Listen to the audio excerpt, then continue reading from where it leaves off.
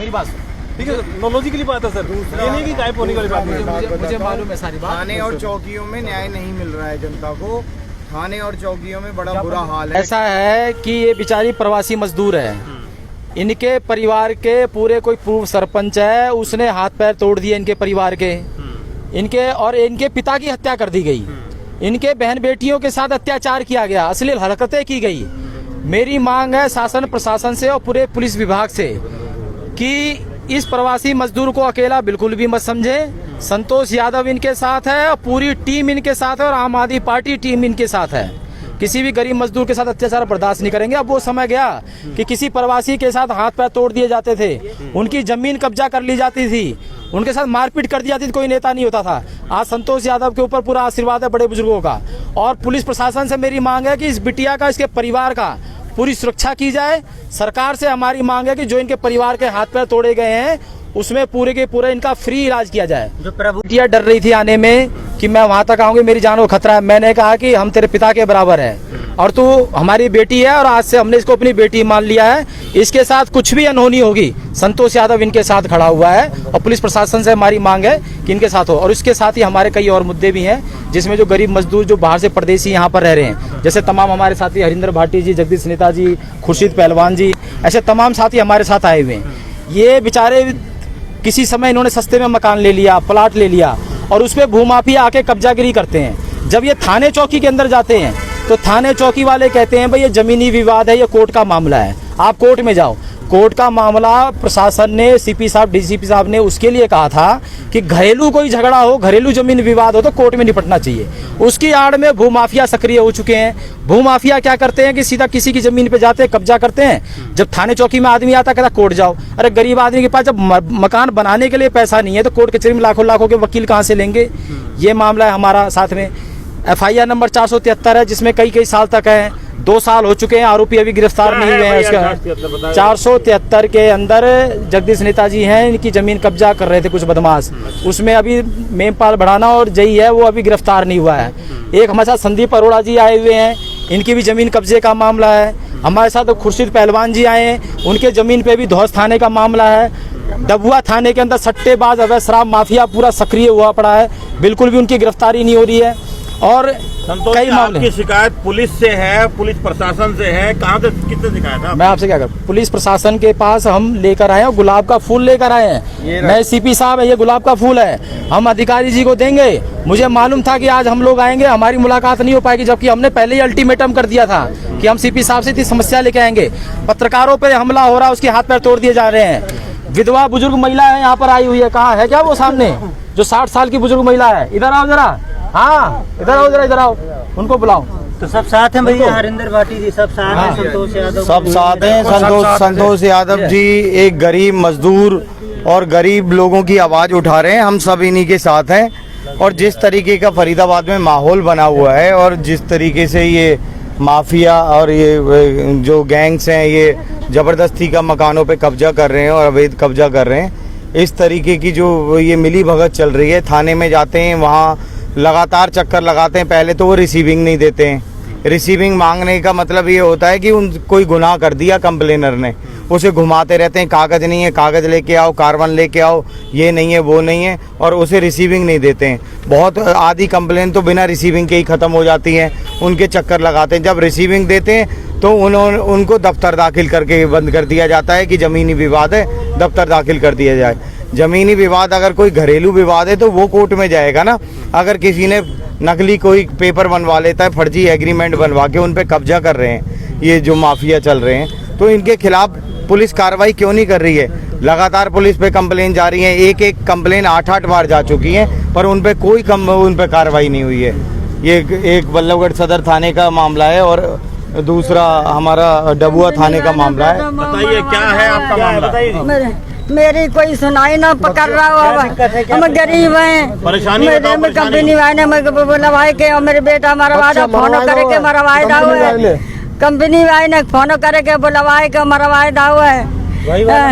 मेरी कोई चोरे ना सुनना हो, कोई ना सुनना हो माई, मजदूर आदमी को सुन लो है ना माई। थाने अब हम क्या करें, क्या न करें, क्या करूँ मैं अब? रिपोर्ट लेते ना मेरी नैया को पार लगावे बेटा। बताऊं, मेरे को ये जो लगावे। परिवार है सब परदेसी आदमी है ज्यादातर। ये विधवा महिला लगभग 70 साल उम्र है इसकी। गृह मंत्री अनिल विज जी तक हो आई है। अरे मैं कह रहा हूँ कम से कम अपने मंत्री संतरी की तो शर्म करे सरकार, इनकी तो सुनवाई करे कम से कम। 30 लाख का प्लाट 4 लाख में कब्जा करने का प्रयास किया जा रहा है। उसके ऊपर पोस्को एक्ट का मुकदमा दर्ज हो गया है, अभी तक पुलिस ने गिरफ्तारी नहीं करी है। हमारी केवल ये मांग है कि अवैध शराब सट्टे माजिया के अधीन पुलिस प्रशासन ना रहे। खट्टर सरकार इनके अधीन हो चुकी है। गरीब मजदूरों की सुने। हर मामला अगर कोर्ट के अंदर करेंगे तो फिर यहाँ कौन सुनवाई होगा। कई बहन बेटियां, अभी कई लोग ऐसे आए हुए हैं जिनकी बहन बेटियां बेचारी लापता हैं। 6-6 महीने हो गए, थानों के अंदर उनकी फाइलें लटकी हुई हैं। हम कई बार crime branch, missing crime cell एक बना रखा है क्राइम ब्रांच, वहाँ अगर कंप्लेंट ट्रांसफर होती है तो हफ्ते दिन में ढूंढ लेते हैं वो। मुझे पता थाने चौकियों में क्या है कि संख्या कम है, वजन ज्यादा है, वहाँ पर रोज पंचायतें 100 तरह की चीजें होती है। हमारी सीधा मांग है कि जिसकी बहन बेटी घर से जाती है 6-6 महीना 2-2 महीना लग जाता है और क्राइम ब्रांच तुरंत ढूंढ लेता है, तो क्यों ना उस फाइल को तुरंत के तुरंत वहीं ट्रांसफर कर दिया जाए जब यहाँ आपके पास संख्या नहीं है तो उसकी। इन मामलों में कोताही नहीं होती, किसी के साथ अत्याचार नहीं होना चाहिए। ऐसे बहुत सारे मामले हैं जिनकी सारी डिटेल ज्ञापन में है, वो आपके माध्यम से सभी पत्रकार भाइयों को पहुँचा दीजिए। साहब तो है नहीं, अब ज्ञापन किसको देंगे आप? आज डीसीपी साहब मिलेंगे। अब ये सीआईडी वाले आए थे सारे, हमसे कहा उन्होंने कि हमारे जो बड़े अधिकारी हैं वो मिलेंगे और जहाँ जहाँ हम क्राइम ब्रांच में ट्रांसफर कराना चाहें, चाहे डीसीपी साहब को या किसी के अंदर हम कोई एसआईटी गठित करवाना चाहें, वो सारी उन्होंने हमसे कह दिया है और अभी हम जाकर उनको देंगे सारी। संतोष जी कई मामले लेकर आए हैं, आपने ज्ञापन में लिखा है, क्या लग रहा है पुलिस विभाग काम नहीं कर रहा है? देखो आज मैं गुलाब का फूल लेकर आया हूँ, ये गुलाब के फूल हैं सारे, निकालो भाई इसको। थोड़ा दिखा दो। अभी नहीं, अभी देंगे। ये सबसे पहली बात है हमारी तरफ से मीडिया वाले भाइयों के लिए, सबके लिए, ठीक है ना। और ये गुलाब का फूल ये आज सीपी साहब का हमने स्वागत है फरीदाबाद के अंदर। इसके बाद संतोष यादव धरना प्रदर्शन करना शुरू कर देगा। जितने मैं लेके आया हूँ इसमें अगर गिरफ्तारी नहीं हुई जल्द से जल्द, और खासकर ये मंझावली वाला जो मामला है ये बड़ा दर्दनाक है। ये नहीं है यूपी बिहार से कोई आ गया, इनका कोई सुनने वाला बोलने वाला नहीं है। इनके सुनने वाले बोलने वाले के लिए और बेटी को मैंने पूरा आशीर्वाद दिया, इसके पिता के समान मैं बोल रहा हूँ। तेरे लिए मुझे जेल भी जाना पड़े ना तो जेल भी चला जाऊंगा, लेकिन ये अधिकारियों से एक भी आरोपी को ऐसा नहीं है जो कि गिरफ्तार नहीं होगा। जिसपे तूने हाथ ये है आरोपी, वो पूरा का पूरा परिवार अंदर जाएगा, कोई नहीं बचेगा इसके अंदर भी। ये नहीं किसी के बाप को मार दिया, मेहनत मजदूरी कर रहे हैं। एसएचओ कह रहा है इसे कि इनसे फैसला कर ले, ये हमारे अपने आदमी है, बढ़िया आदमी है, अपनी बेटी के हाथ पीले कर दे वहाँ पर। अरे यूपी बिहार की बेटियां और यूपी बिहार के लोग बड़े संस्कारी लोग हैं, उनके लिए किसी चीज की कमी नहीं है, शादी ब्याह के लिए कमी नहीं है। ऐसी ऐसी हरकतें करते हैं ऐसे लोगों को, मैं तो कहता हूँ काहे का सरपंच है ऐसा आदमी है। एक मामले में 4 बार सीपी साहब से मिला हूँ, हाँ, लेकिन कोई कार्रवाई नहीं संतोष यादव इस बताओ। मैटर में ये ये कुछ कहना चाहते हैं। एक मिनट भैया, एक मिनट। मैं कह रहा हूँ पीड़ित किसी परिवार का हो, लेकिन क्या होता है यहाँ के लोगों की सबकी कहीं कहीं जानकारियां होती है, सीपीटीजन के लिंक जान पहचान के होते हैं, लेकिन जो प्रदेशी यूपी बिहार राजस्थान गढ़वाल हिमाचल उनके अपने लिंक नहीं होते, तो उनको बेचारों को धक्के खाने पड़ते हैं। तो कोई ना कोई तो बेटा कोई कार्रवाई नहीं हो रही है आपके काम में? एसएचओ साहब बोल रहे हैं कि कार्रवाई हो रही है, कर रहे हैं, लेकिन इसमें जो मुख्य आरोपी हैं करमवीर, राकेश और भी 3-4 हैं, और ये तो 15-20 आके इन लोगों ने एकदम से हम लोगों को मारा पीटा, पापा को मार दिया इन लोगों ने जान से। ये सोच कर ही आए थे कि इनको आज जान से मार देंगे सबको, कोई भी नहीं बचेगा, तो जाएगा कौन आगे। तो मैं किसी तरह से भाग गई थी वहाँ पे, इसीलिए मैं बच गई हूँ, तो आप लोगों को दिखाई दे रही हूँ, वरना ये लोग मुझे भी बहुत देर तक वहाँ पे ढूंढ रहे थे पर मैं इन्हें नहीं मिली। पुलिस ने कोई सुरक्षा प्रदान की है आपको या जो है कोई आश्वासन दिया हो?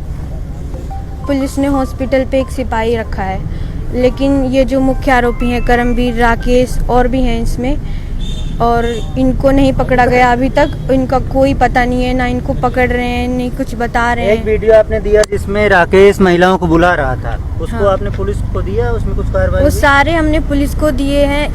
इससे पहले भी हमने पुलिस से बोला था कि हमारी जान को खतरा है, हमें सुरक्षा दी जाए, पर हमारी सुनवाई नहीं हुई। आज हमारे पापा नहीं है, मेरे पापा नहीं है, मेरी मम्मी है, उसके दोनों पैर टूटे हुए हैं, मेरे भाई बहन हैं, उनके हाथ पैर टूटे हुए हैं, हमारे पास पैसे नहीं है कि हम दवाई करा सकें। वो 4 दिन से ऐसे की ऐसे ही पड़े हुए हैं, उनको कोई देखने वाला नहीं है।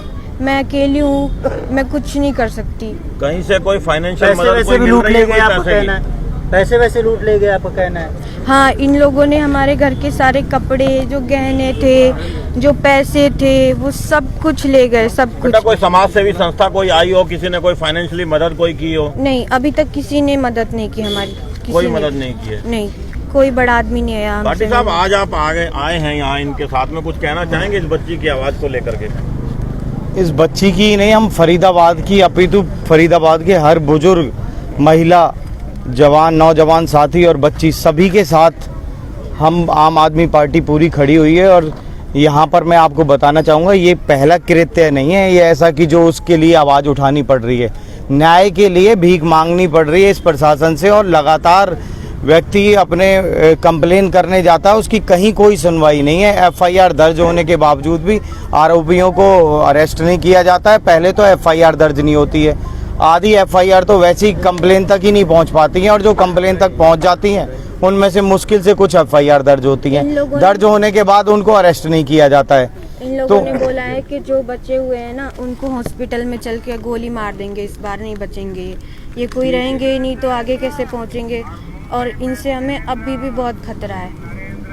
धमकी दे रहे हैं सीधा गोली मारने की। मैं चाहती हूँ कि राकेश करमबीर जो हैं, ये इसमें मुख्य आरोपी हैं, ये पकड़े जाएं। इनकी अभी भी दुकानें चल रही हैं, ये घूम रहे हैं खुले अड्डे पे, मझौली इनकी दुकानें चल रही हैं और ये खुले घूम रहे हैं। अभी इनसे हमें जान क्या कहेंगे?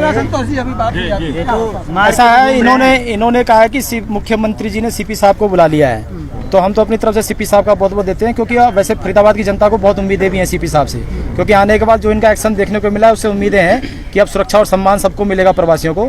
लेकिन हमारा एक बार मिलना बहुत जरूरी था, ताकि उनको हम ज्ञात भी कराएं कि ऐसी ऐसी समस्या हमारे क्षेत्र में आ रही है। तो उस मामले में अभी हैं, अब बड़े अधिकारी हैं, अभी मिलेंगे, डीसीपी साहब का उन्होंने कहा है कि मिलेंगे, हमसे बात करेंगे। अमन जी क्या कहेंगे?